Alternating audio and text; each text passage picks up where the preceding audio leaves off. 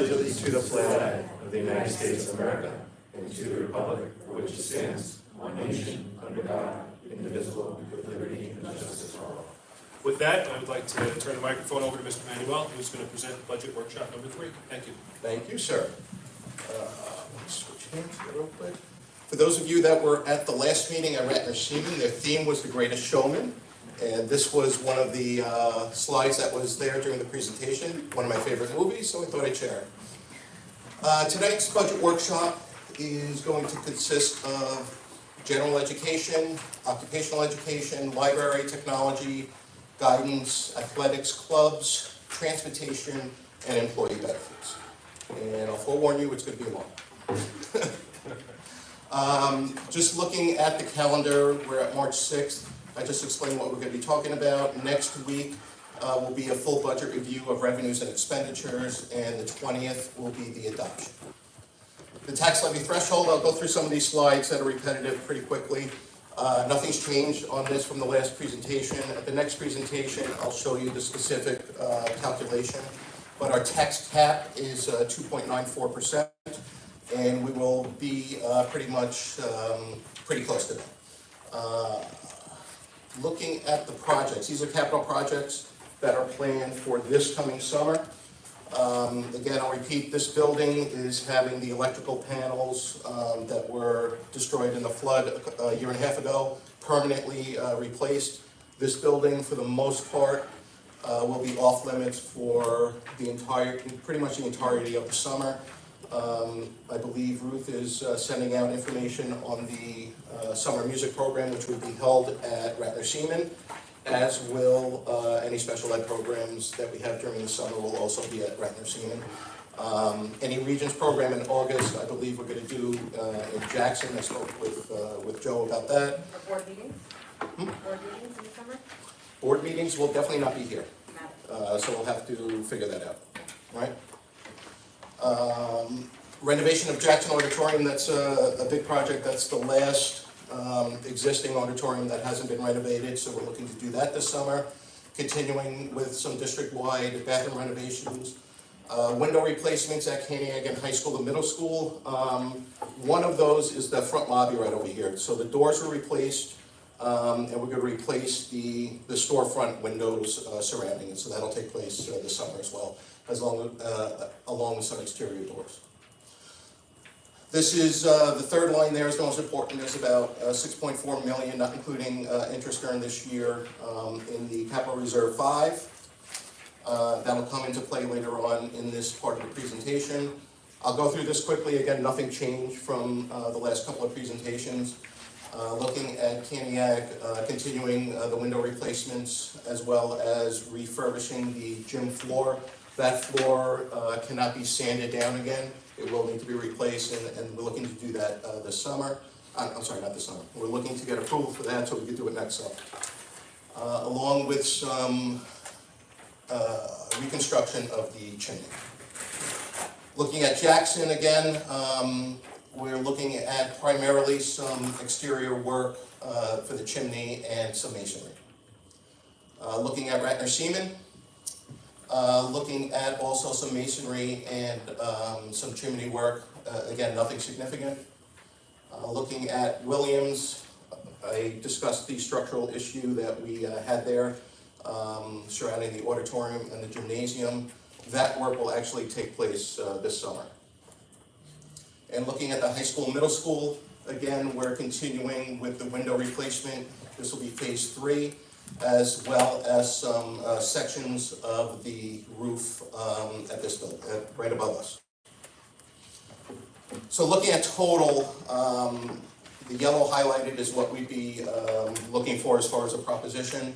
A total cost of $7.3 million, and I'll explain the funding right here. $1,275,000 is part of the general fund budget already.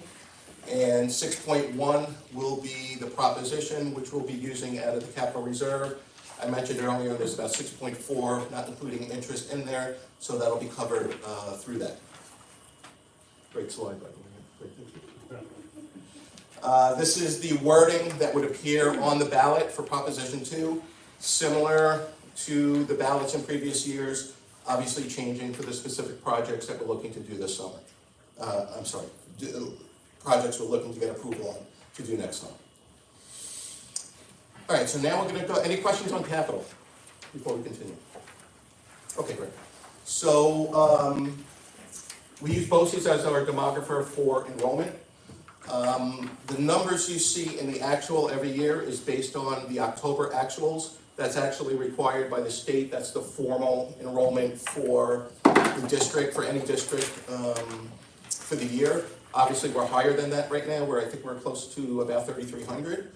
And we're looking, October to projected is very similar. And again, we usually start the year at a certain point. We usually increase as the year goes on. So that's what we saw this year.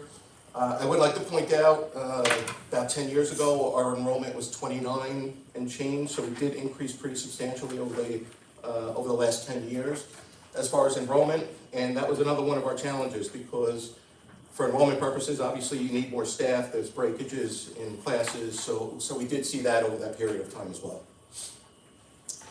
Looking at staffing, so K-6, and the reason why it's broken out this way is because that's the way the state does it.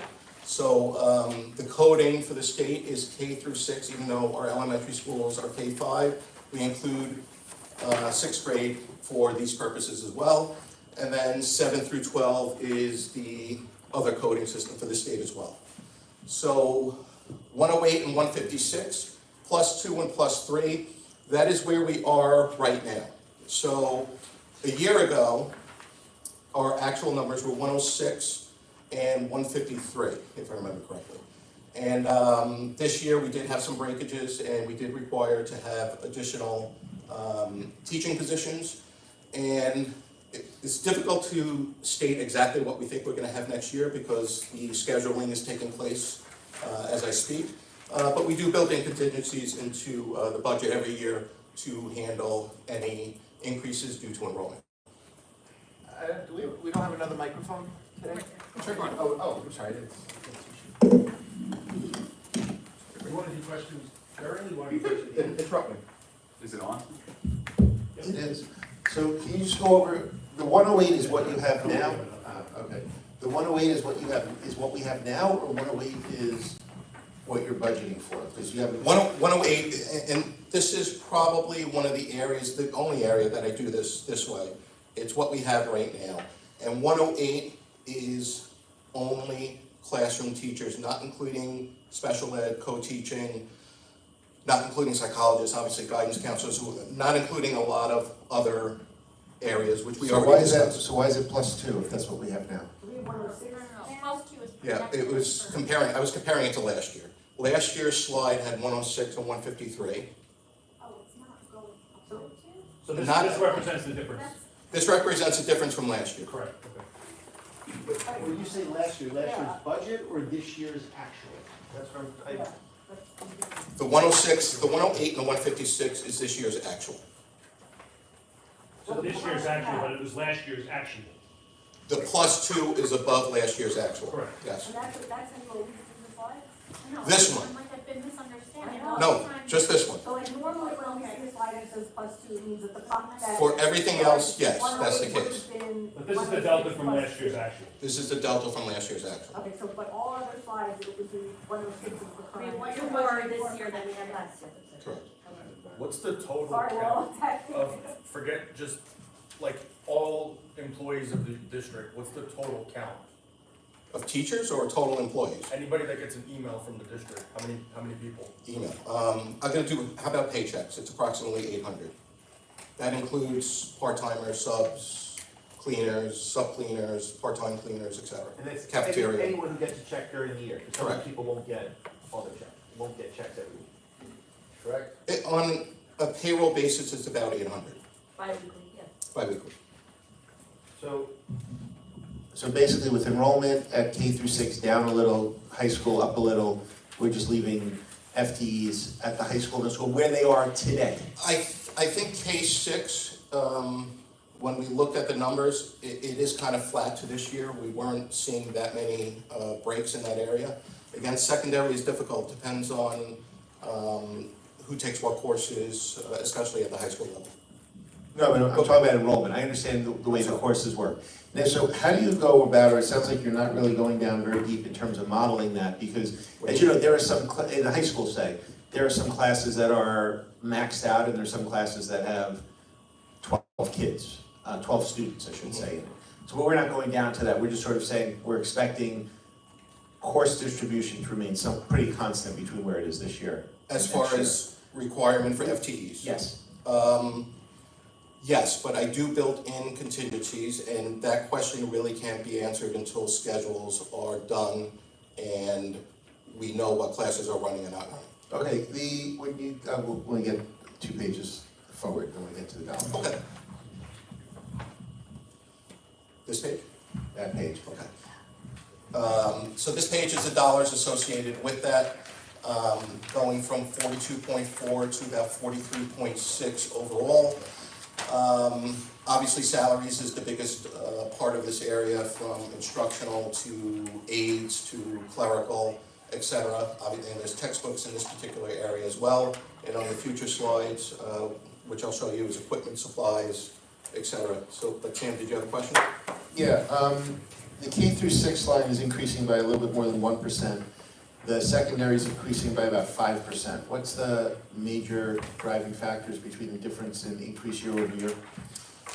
Year over year, when I looked at the K-6, looking at the prior year's actuals and looking at where we are now, it made sense to keep that, not flat, but a slight increase of about 1%. Looking at the secondary level, we did have more positions this year compared to last year, and again, I built in contingencies. But we have 2 more positions at the elementary school and 6 more positions, 3 more at the high school, Right. so we actually had the same type of growth. But I build a lot more contingencies into the secondary. Got it. Okay, so when I look at why, So at the end of the year, the K through 6 will be tighter than the 7 through 12.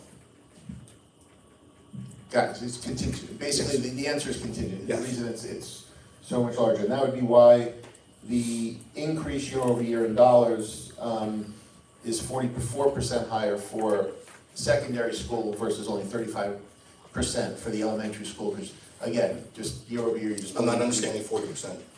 If you look at 156 is 44% more teachers than the 108 that you have in the elementary school. I got you. When you look at the 23 versus the 17, that's going up about 44, that's going up. Okay. The difference is, it's all just Trust me. basic, you're not digging into it to, No. there's no reason. Okay, thank you. Welcome.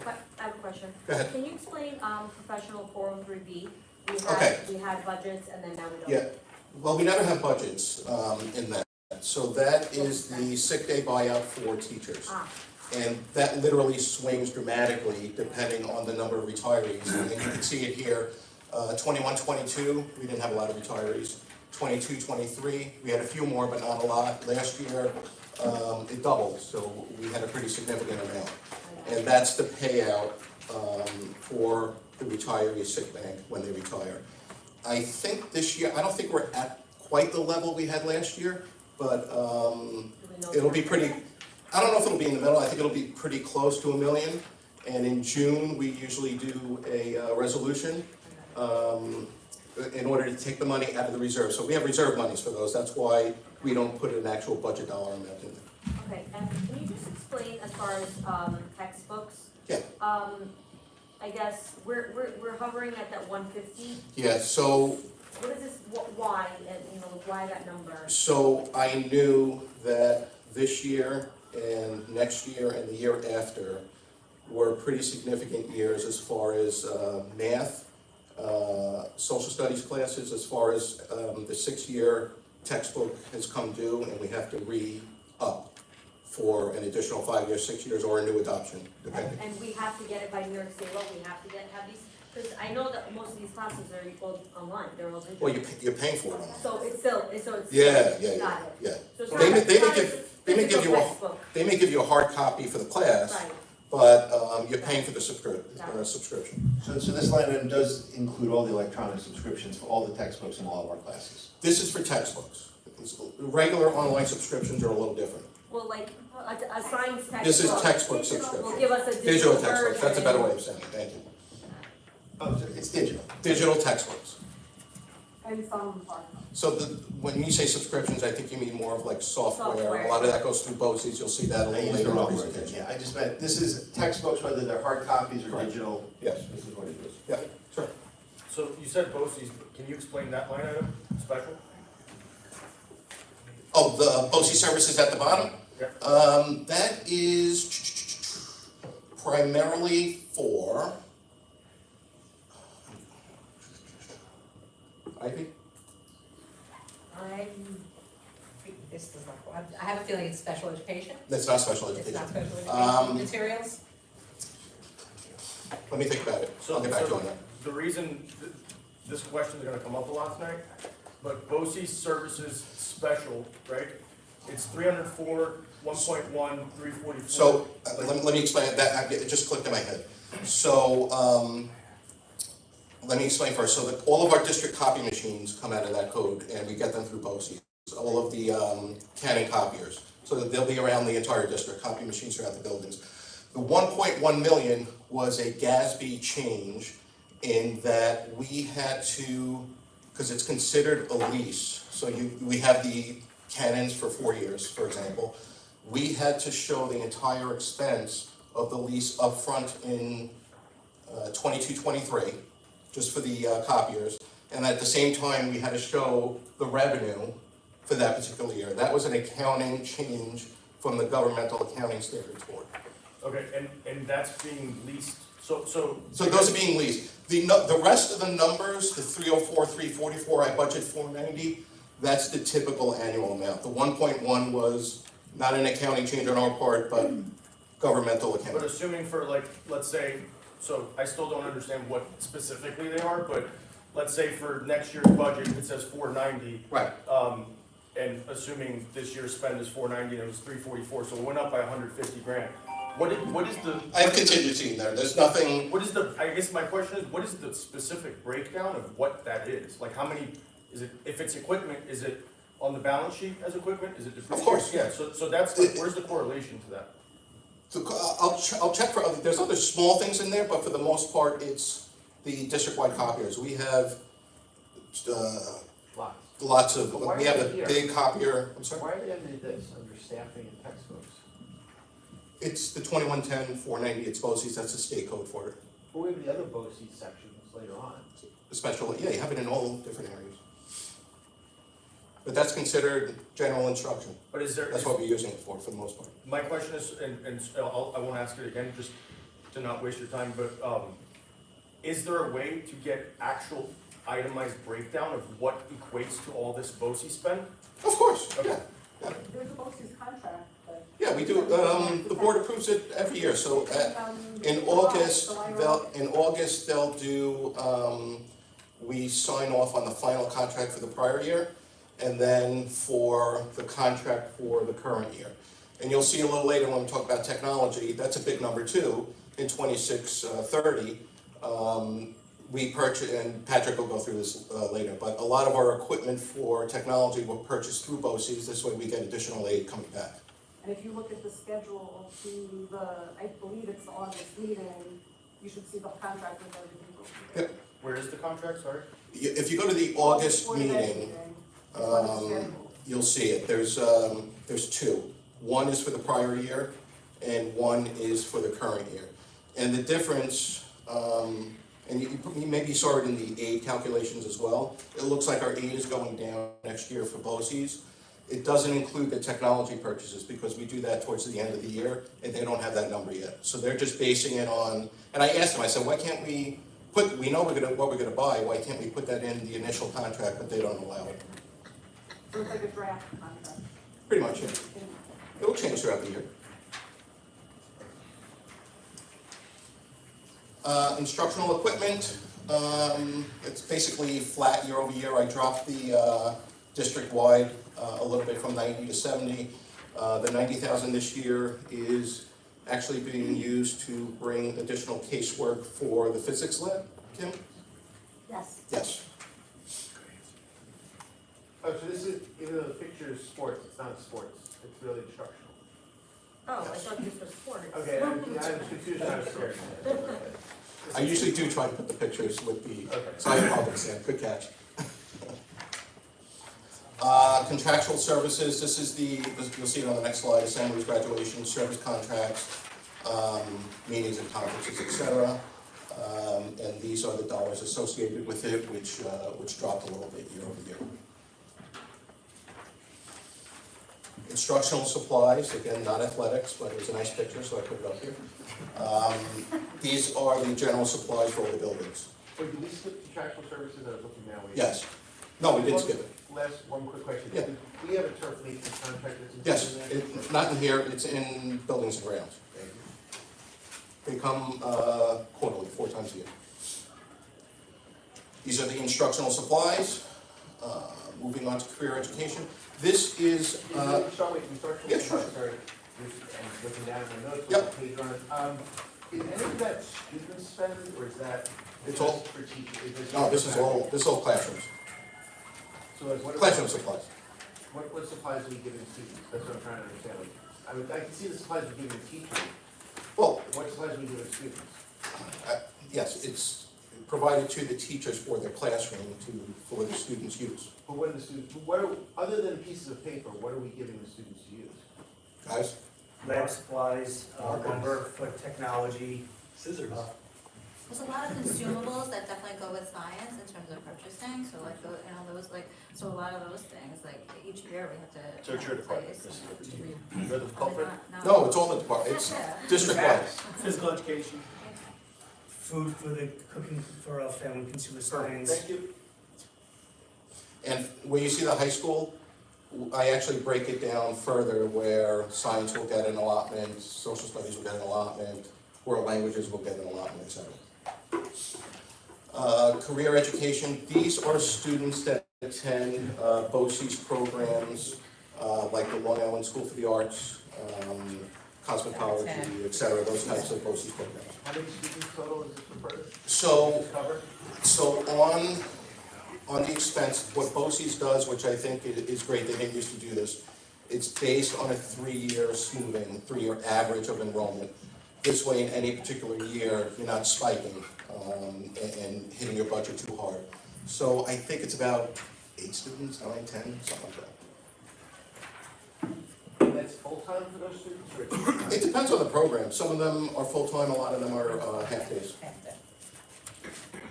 Got it. So that they'll would either be all here- Maybe like 6 or 7 full-time equivalents? I'd have to check, I don't, but it's not a huge amount, We're using your transportation to get kids back and forth? yes. Library media, this is exactly what it says, it's for our libraries. Again, salaries and non-instructional salaries associated with that, and some supplies, books, subscriptions. This is our libraries, right, not the Jericho. Our libraries. Got it.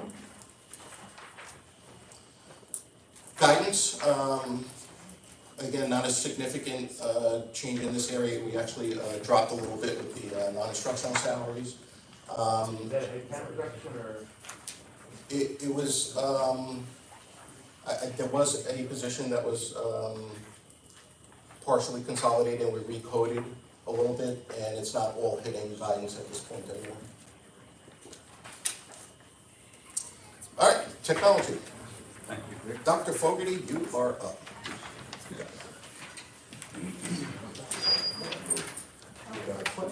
Bad move.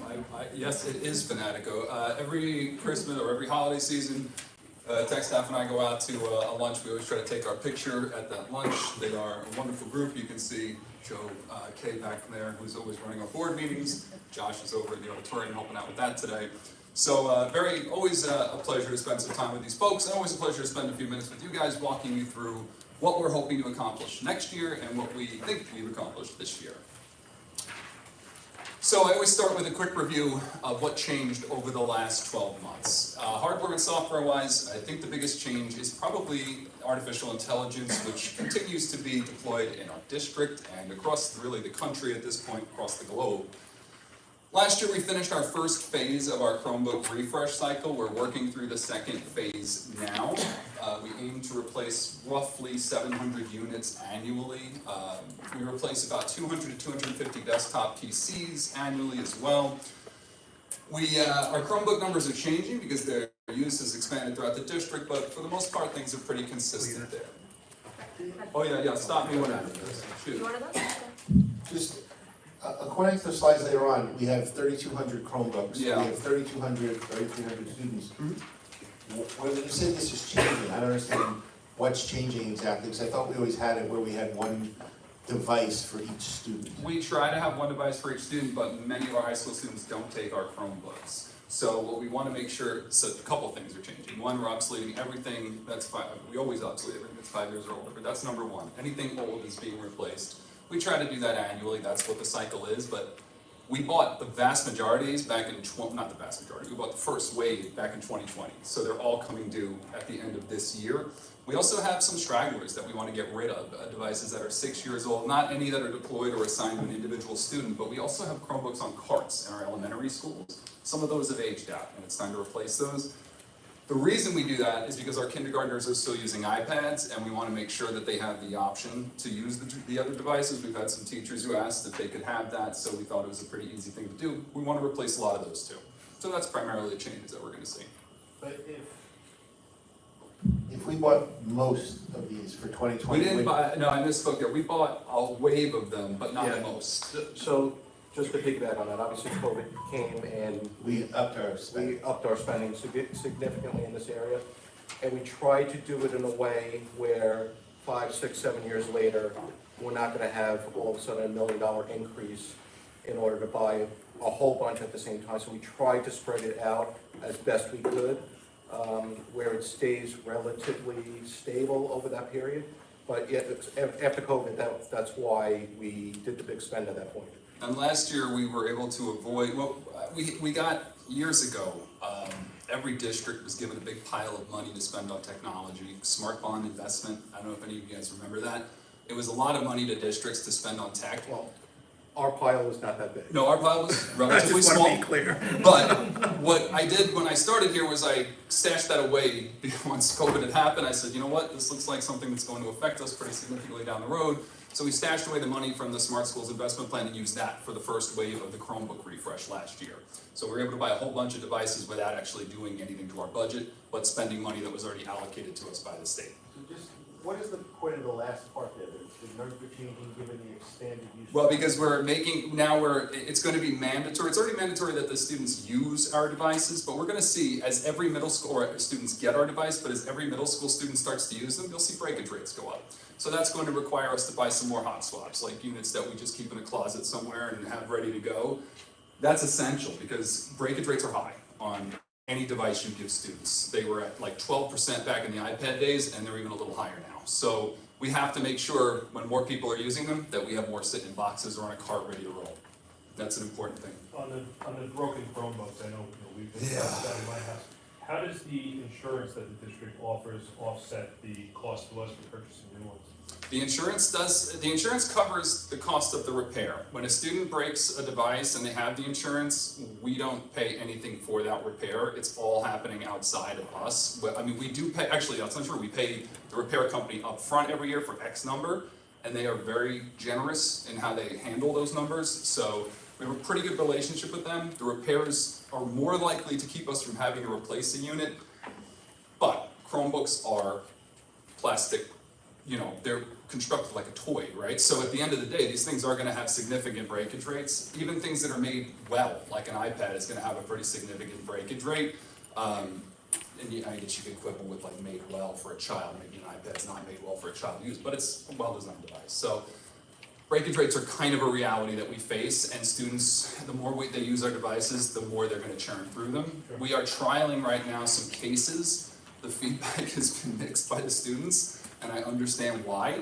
When it adds considerable heft to the device. So my son came home. My son's 11. He came home with a Chromebook that was cased up, and his backpack felt like it weighed 300 pounds. So we looked for the thinnest cases, but unfortunately, the reality is the things that you snap on a Chromebook, they're going to weigh a little bit, and they're not that great. So We're trialing it. Do I think we're gonna go forward with it? If the teachers feel really strongly about it, of course, but if they don't, then probably not, realistically. What's the cost per Chromebook? We're gonna get to a slide with all the costs for everything. And the life cycle is 4 years? 5 years. 5 years. Mhm. So if you're doing 650 to 750,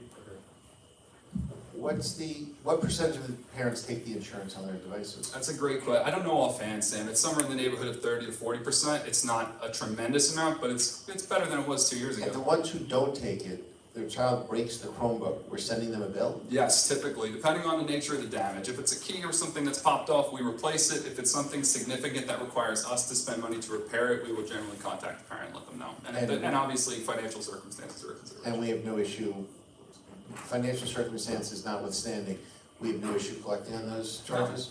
No. Question. Yes.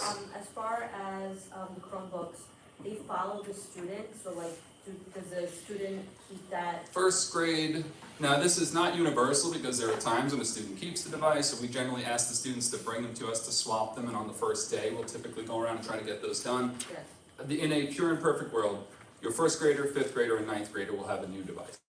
First, fifth, and ninth. Okay, and so what if that student has a Chromebook, but their screen is broken? Then they go to whoever the aide is in their building, and the aide gives them a new device to get through the rest of the day with, and we Okay, so submit they it. just swap it, and then eventually that kid is gonna get a bill, the parents are gonna get a bill? Depend, if they're not insured, yes, If they're not depending on the insured. nature of the action, depending on their financial status, So yeah. we're not requiring the kids to hand them in the summer? No.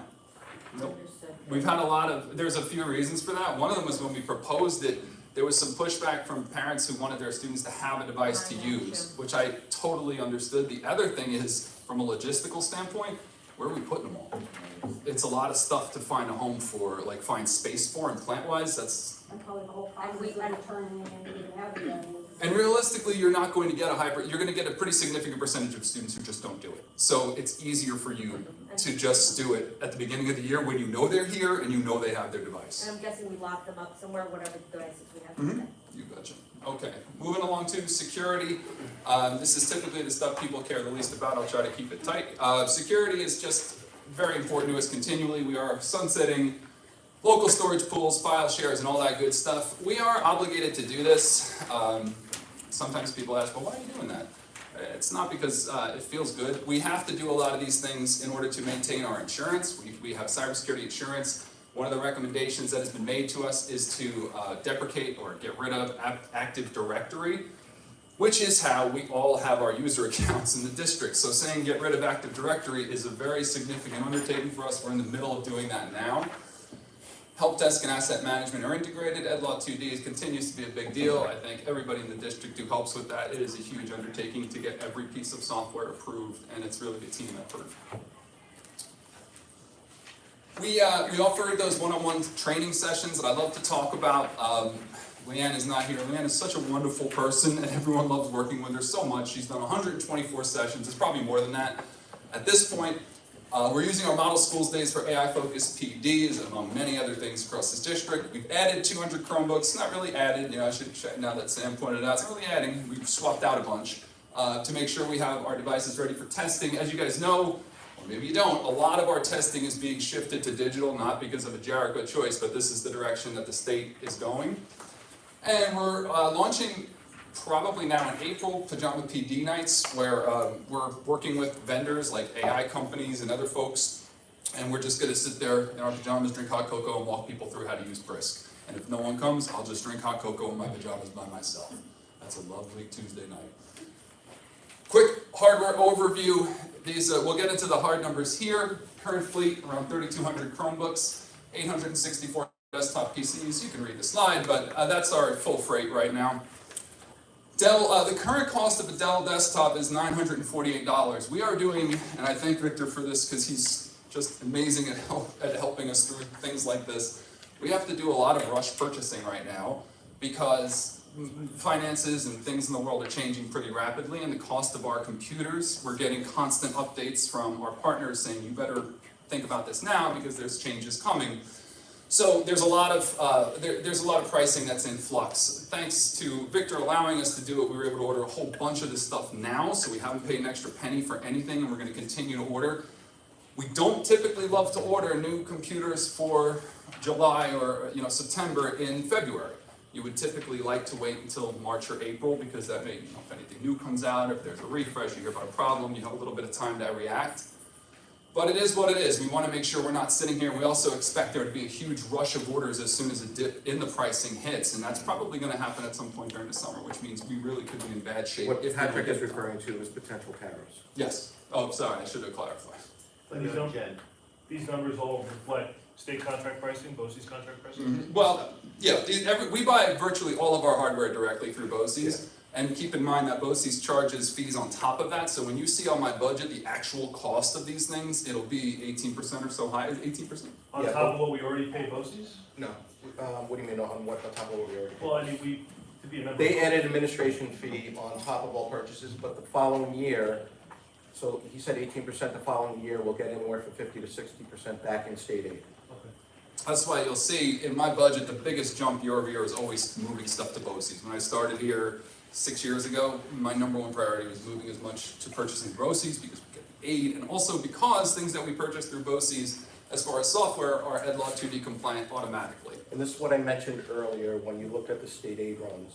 It shows us as our BOCES aid reducing by a couple $100,000 because they don't know that we're purchasing this at this point in the year, because it's not in the original contract. So I'm confident that our aid will be pretty flat to what we're getting this year, even though it doesn't reflect that on the state aid. And regular retail is never better than BOCES? Because Well, I know in some instances, sometimes purchasing through state contract is not advantageous. This is a state contract. You're purchasing it through BOCES in order for us to get aid back to. Okay, so it has to be contract. But is the cost reflective of that aid? Like, if you're showing, No, that's the gross cost. so what's do we have net numbers of like, if you're spending, let's just use the Chromebook example, 750, whatever, let's assume 440 or whatever it is, let's say 330 grand, you're saying 50% of that's coming back in aid? Yes. So it's not really 330, it's half that. I'm sorry, did the 330 include the 18%? So That's what I'm let trying me to give you an figure out. example. But then that So is say depending on the something, back end. No, I think. say something is 100,000, Yeah. right? BOCES administration fee is 18%, that's 118,000. Yep. We would then get about 50% back on that number. 50% of the. But on the 118. budget, The gross. So it's 40% lower than list. sure, but on the budget, it's showing the full price. It's showing the gross price because the aid is revenue. The expenditure is the expenditure. Okay. And it's coming back in the following year. Correct. It doesn't flow back into my code either. No, so it does not. Yeah, so it's not like it You don't doesn't, get the benefit. right, well, I mean, I guess Well, we're the not whole allowed district to. gets the benefit. I No, get, you don't get like. I don't wanna think of it that way. You- But I know what you mean.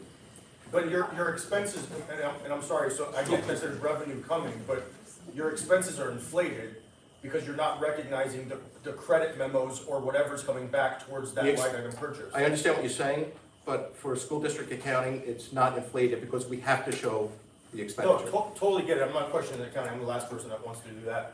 I'm asking more from like a visual perspective, is there a logical breakdown of what the cost per user / equipment is net after all said and done? Like, I understand it might be extra work, but just from a visual perspective, seeing that it's not really $1 million, it's $500,000, is a difference in. Of course, but again, the aid comes the following year. It's a little, if you do it in 1 year, it's not exact. We could assume we're getting 50% the following year, because traditionally, I mean, we've been as low as 40 and as high as 60, depending on how the wealth ratios work out, how the formulas work out. That percentage can change year to year. Okay.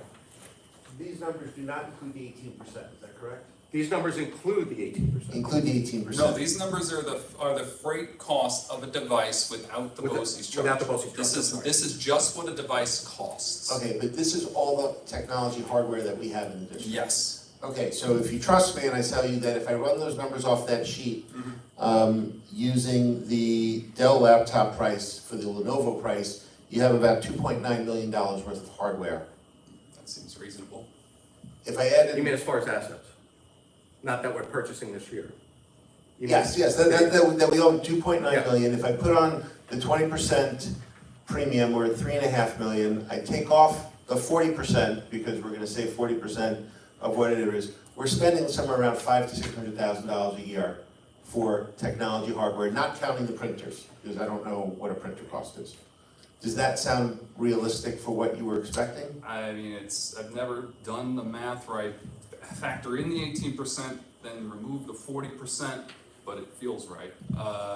I'm not really, what's the question exactly? The question is, am I looking at that's how much we're spending, am I looking at it the right way? I'm not talking about, is that the right way to look at it? Those are all the computers we need in the district. What I think the problem here is you guys are thinking of this as an integrated shop, and it's not. So my budget is my budget. This is what I spend. At the end of the year, Victor doesn't come to me and say, here's the 40% you earned by buying those Chromebooks. It doesn't work that way. That's my budget. This is what I spend. Whatever the district gets back is what the district gets back. I have nothing to do with it. I don't know anything about it. I only factor in the cost of For it. clarification, you'll see it shows up as state aid on the revenue side of the budget. Right. No. I don't know I don't have much insight into how that works. I understand. What I'm trying to understand is that, as you know, when we were talking about devices in the district and computing power and all these other things, in terms of trying to wrap my head around what it is we spend, and if someone were to say to us that, yes, to get the next level computing power for all of our kids, whether it's in middle school or high school, we would have to spend 20% more. It's 4 times, I did the math, it's about 4 times our current spend. So if you wanted to take a Chromebook and replace that with a good MacBook laptop, you'd probably want it to be somewhere in the neighborhood of $1,500 to $1,600. You could get cheaper, you can do a lot of things to bring that price down, but ultimately, a laptop that you could do much cheaper for the Windows machine, you know, the Dell XPS, which they're not even continuing, is like less than $1,200. So you could do cheaper for Windows machines, but at the end of the day, it's going to be an increase of 3 to 4 times per unit what you spend now. You're saying there's nothing between $400 and $1,600 in the market? Well, no, the one I just said, that's 1,100 is between those two numbers. So we have stuff that's between it, but do they work as well? Do they do everything you want them to do? Probably. Windows machines, sure. But there's management issues with Windows laptops that are pretty extraordinary. And let's say we get the cheapest Windows laptop at $400 or $850. You're double your Chrome spend, your device spend already.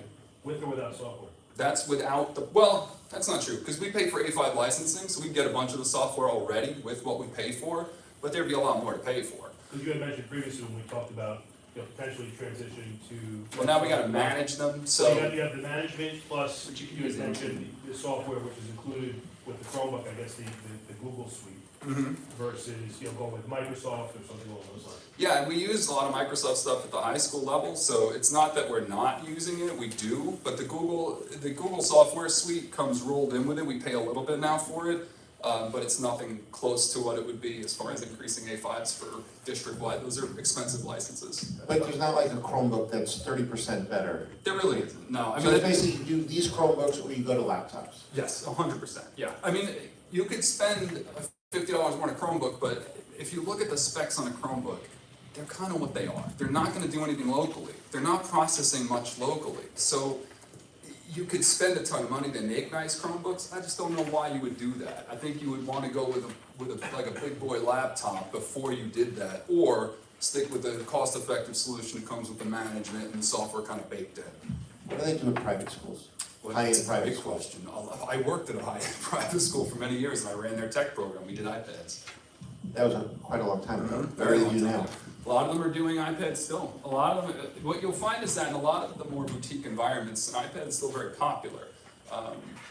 I have theories as to why that is, but I would rather not share those. Maybe offline we could talk about that. But there's reasons that I think iPads are more in use in certain areas than in others. But you also see a lot of the private, especially private high schools, it's just whatever you bring. You know, they'll assign you a device or have a device, but the students can also choose their own. Thank you. Yeah, can I, sorry, just, My question is, I'm surprised to see that the Chromebook and iPad are pretty much same price. Yeah, Apple's really lowered the price of the education level iPad over like 6-7 years to get it in line with the Chromebook. But their market share has been in free fall for, as far as education, for many years. Apple's iPad market share is minuscule at this point compared to the Chromebook. Chromebook won, you know, the education battles. so you're suggesting that if we were to step up, and I don't want to put words in Mr. Perlman's mouth, but just to understand, if we go from a Chrome, like for high school, if you go from a Chromebook to a MacBook Air, Yeah. that's like $800-900, I think, retail? A MacBook Air, I wouldn't get you, I think they're still base configuring with 128, which, Well, I guess where I was just going with it is there are levels of Apple that are far superior to Chromebook that are still lower than the 1,500 price point. they're all gonna get you at about 1,100 when you put 256 gigs of storage in, which you have to do, and you make sure the chip is reasonable. It's gonna be about 1,100-1,200 at the cheapest. But then there's I'm sorry, then there's a 40% potential back-end credit on that? Yes. If you purchase it through BOCES. Which can be Correct. tricky with Apple, but yes. It's tricky Okay, with that. but there is, so the net cost of that is $650. No matter what we talk about, we get money back from both Yeah, sides. I got it, okay. But I believe you had mentioned, correct me if I'm wrong, that to manage the Apple is much more expensive. It's much more complicated. You have to buy a separate MDM. We're digging into the stuff I like now. Okay, so if you're gonna manage Chromebooks, it's the Google Admin Console, right? Built in, beautiful, simple, wonderful. If you're gonna manage Windows machines, there's a free product that's called Intune. It's not good. It does not work well. We do not want to use Intune, so we'd have to pay for an MDM, right? So an MDM is mobile device management. Let's call that conservatively with this addition of devices, somewhere in the neighborhood of 20 to 30 grand, probably closer to 20. Now we've deployed these devices, but they don't take updates automatically. You can't wake them on LAN, which is how we update all of our machines. We wake on LAN, so your machine's sitting in your office in the middle of the night, boom, we hit it with an update, it wakes up, we update it, it goes back to sleep. I can't do that with your laptop. So now we are exposing our students to a potential major security issue because we can't patch the OS. And that is where I get freaked out about doing that sort of So thing. what does Apple offer to? Could you do that during an S period? Do you know the percentage of kids who will actually bring that thing in if I ask them to, Sam? It's not great. What do you do with the current devices though? Because you have Apple products, so how are you doing We now? collect, well, we don't have any Apple products out to the students. We have the Apple products in labs and we update them manually, but we can push silent updates. It's not that. We have a Mac Mini caching server. We'll knock stuff out to them. It's not that that's the problem. It's that if you give someone a laptop, we can't ever be sure when we can send that update. So we can push it and they can just X out of it and ignore it. And if you do that long enough, you're gonna end up with an unpatched OS and now we're, potentially exposing people to security liabilities. I'm sure everyone's excited about how long I'm taking. I'm going to keep to it. It's riveting. Thank you so much. This is, I wish. This is a list of software services. I partner with our CAs. The CAs, I shouldn't say partner. The CAs pick out this great software. We deploy in the classrooms. We do our best to make it work as smoothly as we possibly can. Some of this stuff is not, some of this stuff is my stuff too. So for instance, NLaw 2D compliance audits and things of that nature, those are mine. But I find that every year, this is one of the best parts of my job is pulling together the budgets from the CAs. It's super easy, they do a great job, and this stuff all comes out one day. Patrick, do we analyze if programs are not being used? Yeah, we actually have something. We have an analytics dashboard called ClassLink Analytics that we can pop into. The only drawback to that is it's only really recording ClassLink logins. So the data is really noisy, meaning that if students are accessing the software outside of ClassLink, the data is a little messy. However, guess what? They're going to charge us to fix that. And now ClassLink Analytics is going to collect all logins to all programs starting, I think, this summer. So we're going to charge us extra for that and we'll pay it. What are you using Are you managing the KnowBe4? You betcha. So you're handling all the cybersecurity training? You betcha.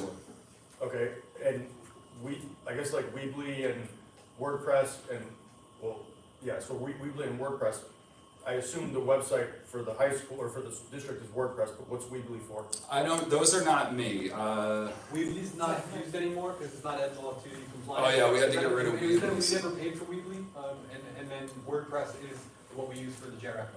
Some of these are paid and some of these are unpaid. Now we'll get to, the only one that was unpaid was Weebly, which is still on there in my budget for like $4. But the rest of them are, I'll show you what's unpaid on the next. Okay. Do we have anything where there's advertising showing up on software that we're giving students? Nothing that we pay for that I am aware of, no. If anything's being used in a classroom that I don't know about, it's possible, but we certainly wouldn't. So you're saying anything we pay for, there's no advertising, but teachers or faculty might be using some? Definitely not saying that, I don't know, but we get an alert in Windows that tells us when someone's trying to log into something that they shouldn't, and it tells us. we don't get very many of those alerts. Typically that'll tell us even if a teacher is trying to log into something that requires some sort of, it's an incredible thing that Microsoft. No, but I'm talking about advertising, like, that there's push advert, like, there are programs, like you log into something and there's an advertising associated. Well, let's talk about the biggest one that was doing that, YouTube. And that's why they're currently being banned by New York State, because they weren't allowing people to opt into that, and of course their data collection practices and everything else. But as far as nothing that we pay for would push ads to students, that we just wouldn't allow it. So if there's ads to students, it's just faculty's using a free version or something. If there's ads for students and you're aware of it, I would ask you to let me know and I can ask about it, but I would be surprised if that was happening. Okay. Alright, okay. Software from BOCES. Like I mentioned before, we try to move our purchasing into BOCES because we get aid back on it and because it ensures EdLaw 2D compliance. There's a few products that we're using at no cost. We just entered into a contract with Brisk. They gave us the year for free. We entered into a contract for next year because people are really taking to it. The rest of this is just pretty standard software that we use in the district. This is like the core stuff that runs us. The Microsoft Consortium, that's our big buy for Microsoft licensing. The Azure commit is we're moving everything to the cloud. You guys are gonna kill me if I go through every line of this. Okay, moving along. Sorry, can I- Yeah, oh yeah. I have questions on that. So Microsoft Consortium, you mentioned A5, so the entire district, every employee is on A5? No. We'll give the free licensing to someone who only needs to log in, for example, once a year. We're not gonna give that person a full A5. If we know someone, that's such a good question. We've sort of been forced to move away from A3s. Because if you know the licensing structure, the A3 is kind of like, and it was recommended to us to move away from that. I was using those pretty liberally for a while because you could use them in positions where you felt like it wasn't security intensive, but I was told that probably wasn't a great idea. So my question on Microsoft is, do we have a license breakdown of how many licenses at what price per license? Yeah, we do. The A5 suite or whichever suites, A3, A5, whatever it is? Yeah. Because there seems to be, and I know you're gonna get to it, but A5 has all the endpoint protection, Defender and everything through the suite.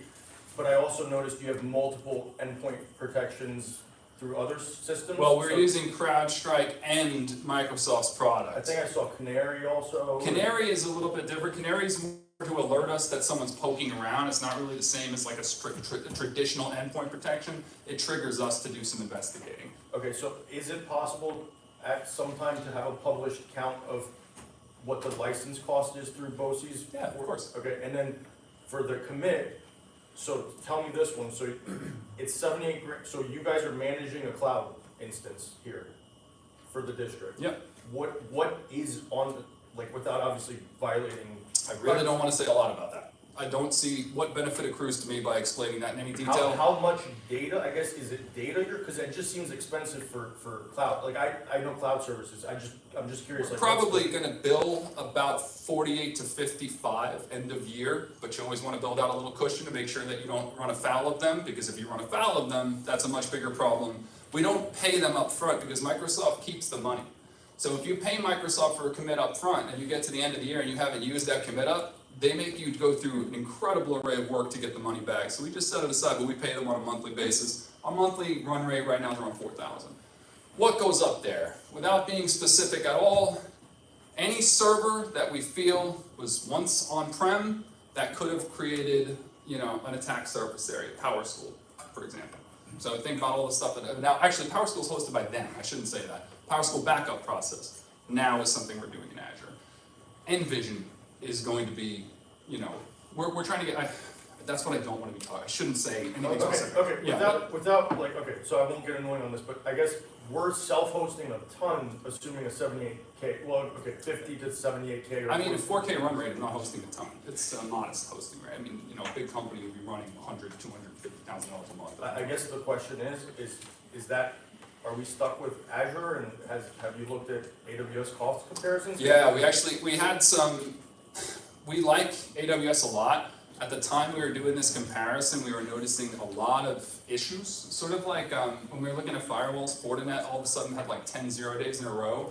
So we really like the Azure product, and it's also, Azure is supported by Advanced Engineering, which is a BOCES service, and they're very good in Azure. So they can help us stand a lot of stuff up that otherwise you probably need to bring folks in for. So that's one of the reasons to use it.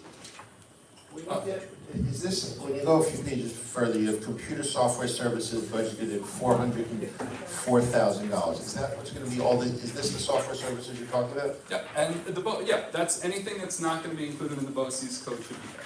Thank you. Okay.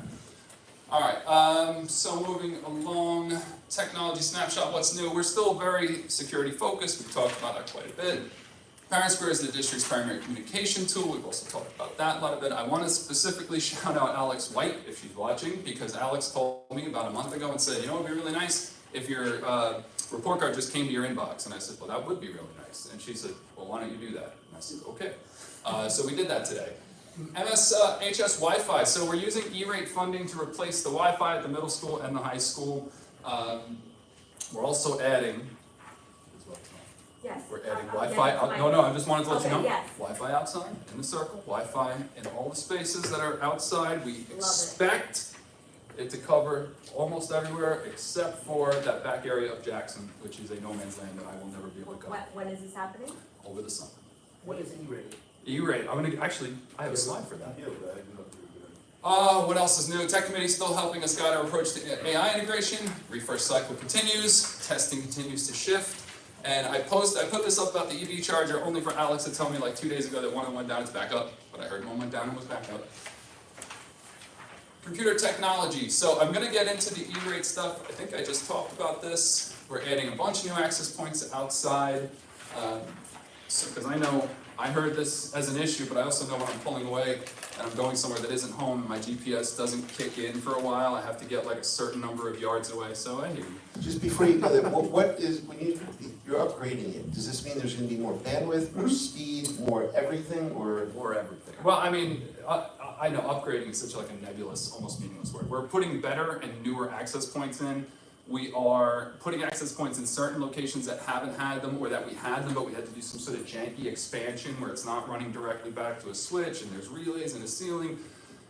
Over the course of years, networks get almost intrinsically janky in the way that they're built, because you're like, hey, we don't have anything covering over there, so you're just gonna pull cable, and you're gonna use a relay, whatever you can use to get that signal over there, but it's not always the best way. So then you have to revisit, but it's like anything else, you know, these things pile on top of one another. So when you have a chance to really look at your topography and sort of rethink it, it's pretty exciting. So we're pretty psyched about doing this work. So it is a full read, where you're laying out 100%, but a large percentage of it, you're putting in. Let me flip that. It's 80% rip and replace, but oh, it is. Yeah, but 20% of new coverage is exciting. But the vast majority we rip and replace. But it's getting ripped out. It's not like you're just it's as if you're starting from scratch. Getting rid of the access points, getting rid of the switches. Those will be replaced at the middle school, high school level, and then we're hoping to expand that same stuff to the elementary. And 100% it'll be done before school starts in August. We will try our best to do that. Yeah, the buildings are going to be closed That's during the cool. summer while we're trying to do this. So But like, we can't open school without. oh, you'll have working. Wi-Fi. Don't get me. You'll have okay. Wi-Fi. You may not have the newest Wi-Fi, but we're not going to open the school and be like, sorry guys, we know you get some new Chromebooks, but too bad. No, we don't have Wi-Fi. I hope we have power. Exactly. I'm so close. Let me just finish this up. We have redirected E-rate funds through, I talked about that, refresh cycles continue. We're upgrading our Mac lab, which is always fun and exciting for me as a Mac guy. And district Chromebooks will be in use for grades 1 through 8. Okay, so a couple things I'm gonna go quick, I promise. So, all right. Pick a time, don't go quick. I should slow it down. Okay, so software. We've launched something brand new that is extremely exciting to me. I want to thank the business office for helping me with this. It's called a vendor management program. Every year we are given like new things that the state would like us to do, or our cybersecurity insurance company would like us to do. And a vendor management program is really soup to nuts, start to finish understanding of what happens to the data that flows into the district, even the data outside of our software programs. We continue to work with the principals, CAs, central office administrators on new and expanding programs. We've added some additional products to our Adobe Creative Cloud suite, expanded the use of the Microsoft suite in some areas, and we're trialing new software always. AI continues to be a focus. I'm going to be adding paid subscriptions for all administrators for Beautiful.ai. That was pretty much something that I think Helene and Kim told me about. It's really cool. It's great software. So we're gonna get everyone a subscription to that at the admin level. I'm sorry, what is that for a specific subject? or- No, it's for presentations, it's for slide development, but it also, it does a lot of really cool stuff. I know that's about the vaguest answer I can give you. It does a lot of really cool stuff, not super helpful, but it doesn't just do auto text, it does visuals, really nice stuff. So we've added some subscriptions, beginning a relationship with a company called AI for Education. I just want to flag how we work with incredible people because these products were rolled out very quietly, and we almost immediately had 88 teacher users in Brisk. We've had 3,000 student conversations in Chat for Schools. The way that I think our teachers in particular have really kind of taken to using these tools and the conversations they have, I get people stopping in just to sort of bounce stuff off me, and I don't know, it's been one of the most exciting times of my professional career, working with the advent of AI. It feels very much like when we first did the one-to-one programs many, many years ago. Wait, so what are those stats at the bottom? Oh, good question, Oh, because I I didn't really thought you were explain talking it. about. Yeah, I am. Conversation. Brisk, 88 teacher users are using the Brisk product, which we rolled out pretty recently. And we've had 1,000 teacher conversations and I think it's 3,000 student conversations with the new software, but you can read that, it's better than I can, it's tiny.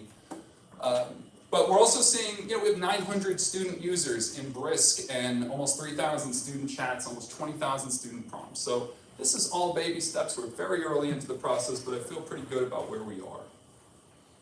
Is Stetson a vendor, so? Oh yeah, let me talk about Stetson. Stetson Cybersecurity is a company run by a guy named Brian Busto, who I met many moons ago when I was first coming up. He was coming up as well.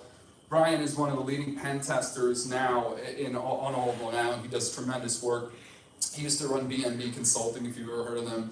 They are a company that comes in and assists with EdLaw 2D compliance, among other things, and they are tough. They interviewed almost everyone in our staff, our admin staff, was that 3 years ago? They went door to door and interviewed everybody and asked them questions, and they wouldn't let me be in the room with anybody. They were pretty good. What's the contract cost for those though? 'Cause Stetson right now we don't have them renewed, but I think they're gonna come in at about 35 this year.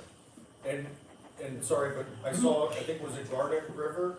Garnet River is a company that we worked with on our NIST framework. We have to show the state. Yeah, I'm sure you do. I just want to explain what we have to do. We have to show the state that we're moving towards compliance with the NIST framework.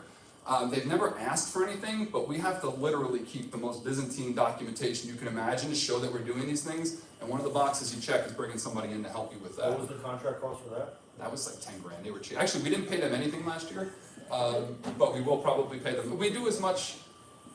We try to work things out with companies when we can, if we can maybe get a year free or things like that. So, And last cybersecurity question, I Yeah. know you're trying to get through this, but, like all the tools, so I think CrowdStrike, SentinelOne,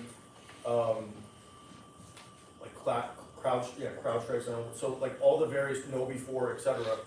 So have you looked at having I don't know how, I guess Stetson came into it, but has there been an RFP for a cybersecurity outsourced company to handle, because like you're paying some, I don't know, I didn't see the breakdown of what KnowBe4 is costing you, CrowdStrike and all these other endpoint protections on top of A5.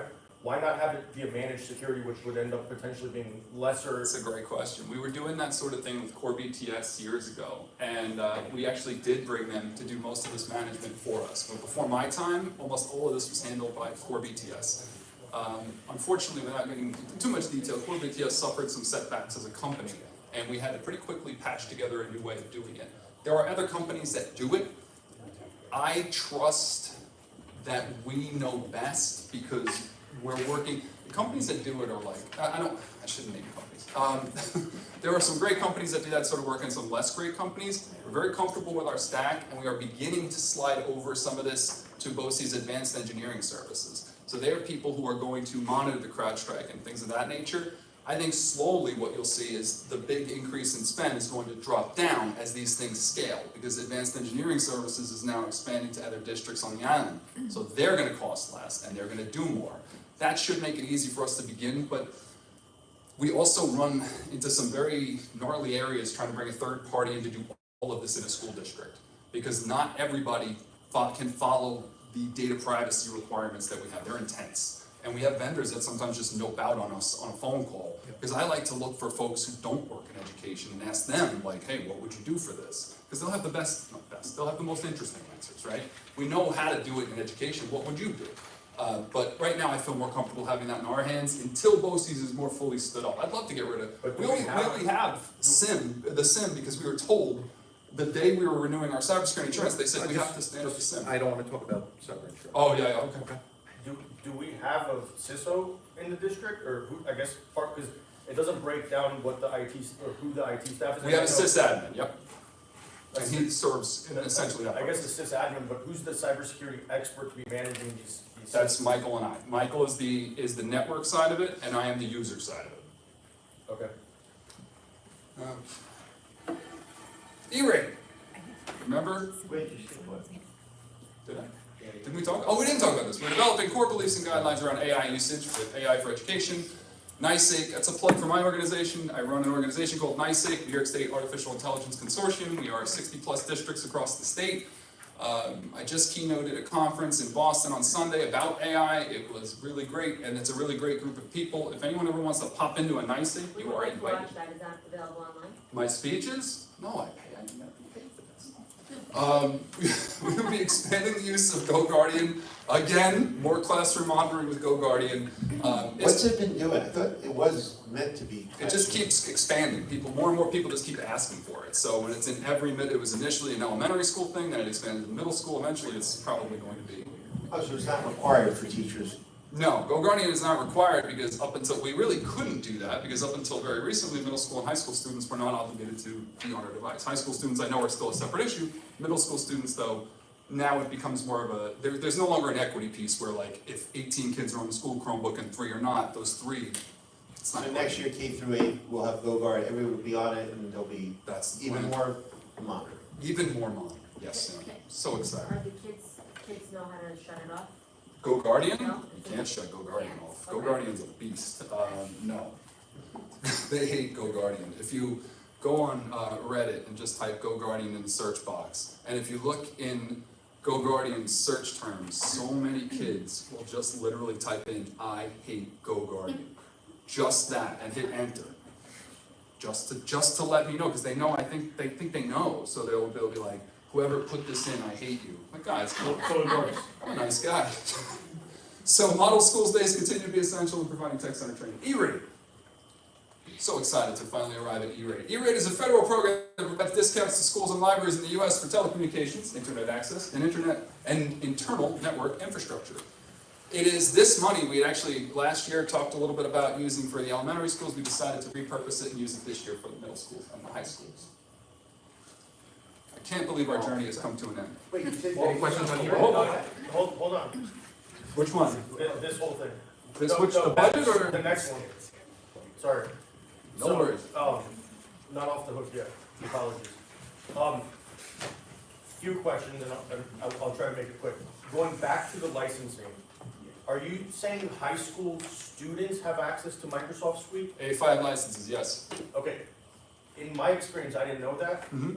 I don't think my kids know that either. It should be in the parent tech guide, but I'll send something else out. Be a parent's for Because they use Chrome, and I'm surprised, and I guess I can't be the only one that thinks that. No, I mean, if people don't know, we want to let them No, I know. didn't know, because I was paying for it at home, so. So am I. Well, you're all gonna save some money. I don't know. I'm You have a feeling like family plan with all the kids, Right. I had no idea they had it. Budget is only software licensing. that we, on this one? Yes. Oh, sorry, computer software services, 460, 263. But that's only non-BOCES, so. But are they, Which one? the 404, so are they using their Jericho for login for? JerichoSchools.org for Microsoft, JerichoApps.org for Google. We're trying to change that. We're trying to merge them into one. So that may be the disconnect. I don't think any of my kids know, at least the 2 high school kids I know that. guarantee you that's the disconnect, and it has been the bane of my existence So for they're using the 5 years. Jericho Schools login, and they're using the Jericho Schools password, so it's like. It's the same, Jericho Schools and Jericho Apps passwords are the same. No, I'm saying that. It brings me pain to have to Going through like an explain SSO to access it, or? They could just go to portal.office.com, sign in with their first initial last name or first name dot last name at jerichoschools.org, password, boom, yours. Okay, sorry, so now on BOCES support costs, a lot of what I'm having trouble understanding is all the sort of baked in costs. What falls under BOCES support costs?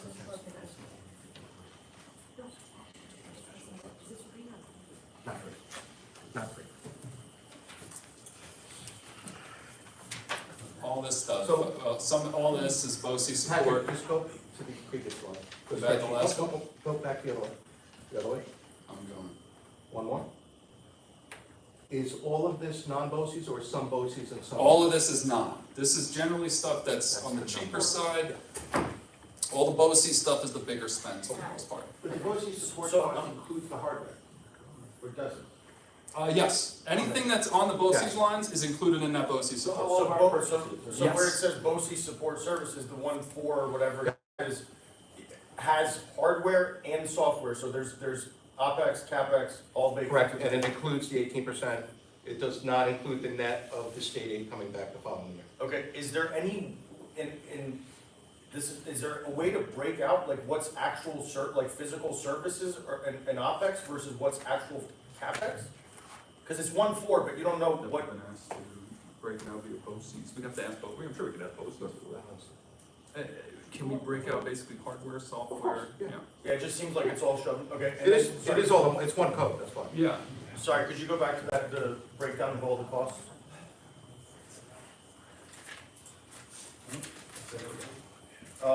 Repair, maintenance, and network costs?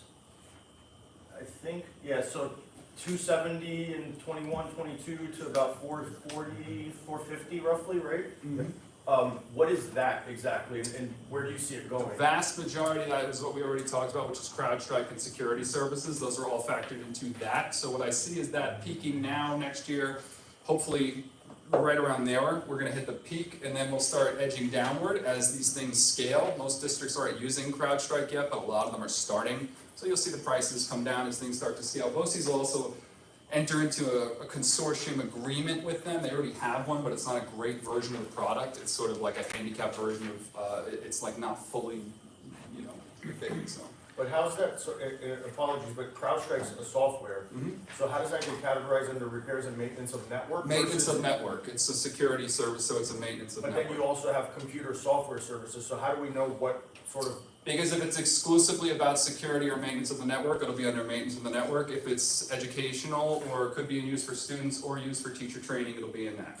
okay, so the cost of repairs and maintenance going from 270 to 450 for next year's budget is really, like, I think you said 35 was, I forgot what the license numbers were for. The 270, I just want to clarify, was from 21, 22, it was 4 years ago. Yeah, sorry, well, yeah, I mean, it's on there, I'm just, No, that's what, I just wanted to clarify. like, I guess in 4 years, is it gonna be 600, 700, you know what I mean? Like, that's, like, is it a, sort of a I don't anomaly? think so. I think what you'll probably see with, like I said, a couple of times about CrowdStrike and these other services, is that they're not yet scaling, because not everyone's using them. It's really more aggressive, security districts with more aggressive security postures. Once they hit the tipping point of like half the island using it, that's when the prices start to drop. That's when that's when they dropped on Canvas, that's when they drop on SISs. It's when they hit a certain level of scale, and they can now sell the services more cheaply. Okay, and then equipment's on here that's not BOCES equipment, so what is this equipment? Anything that we are going to purchase, that we aren't going to purchase through BOCES, that's over, I think, 500 or over 1,000, over 500. Which we cannot purchase. Yeah, If generally we it's could stuff purchase that, through BOCES, we would. There are certain, and not necessarily because of BOCES, it could be because of the vendor as well.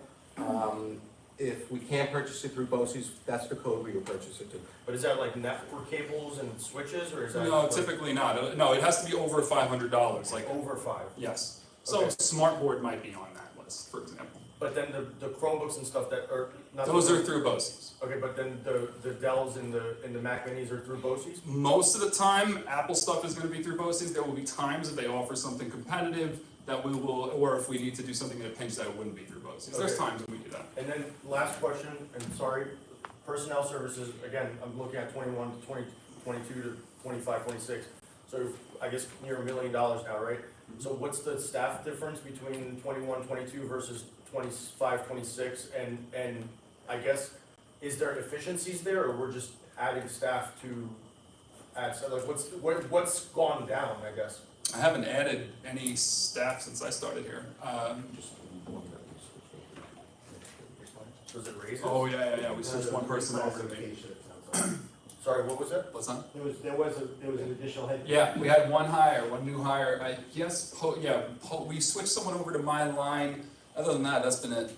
There was a tech aide position who left the district, and then we upgraded the position to more of a technology person that works in Patrick's office. So does BOCES offer, like, in the support cost, is there physical support from BOCES where they send you like an IT person? If you need it, yeah, but you typically, your rate for the BOCES charge for personnel is not great. The BOCES charges for services are pretty good. So if you could avoid bringing in a body from BOCES, but rather contract out a service that would allow you to bring in a body, that would be the way you want to go. There are districts that contract out personnel through BOCES, not as successful as we have been here with our technology. I've done that in other districts. It can be a mixed bag. Okay, and I promise it's the last one. So there is a chance that we're paying for licenses for A5 for high school students, I don't know what the high school count is, that no one's using. Yeah, no, if more people don't know about it, we're gonna make sure they Are do. we able to look at usage and login statistics? Sure, oh yeah, Okay. absolutely. Thank you so much. Appreciate it. This is co-curricular clubs. We increased this year over year because we're planning on additional clubs, actually throughout the district. Does that include all the expenses associated with competitions, like science competitions, math competitions? That's all extra? All of the competitions are in the 2110-400 codes. All the chaperone costs and things like that? Chaperone is salaries. This is salaries too, but chaperone isn't part of this. So, like the FBLA teachers, they teach, they show up under education costs. They take a bunch of kids to Chicago for a Well, championship. FBLA is a club. Right, that's what I'm trying to There's a club understand. stipend associated with that. That's what would be paid out of here.